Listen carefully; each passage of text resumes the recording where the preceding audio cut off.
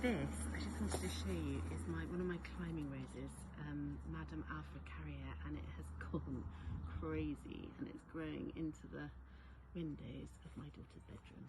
So it's probably time for a prune, although it's got loads of buds up there, I don't know if you can see, which will still flower. So yeah, I'm going to give it a bit of a prune now.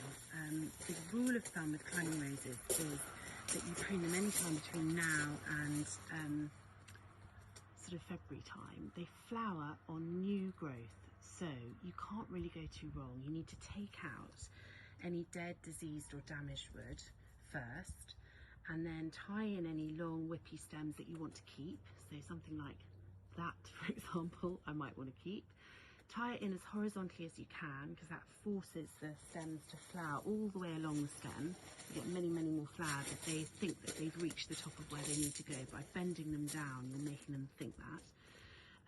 And then cut the side shoots, any side shoots that are coming off the main framework, the main stems that you've tied in, just cut them back to a bud, nice and short, and they will flower beautifully.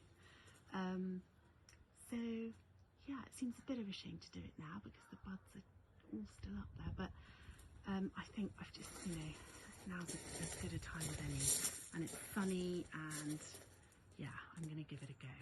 So I'll show you how I get on. All right, speak to you later. Bye.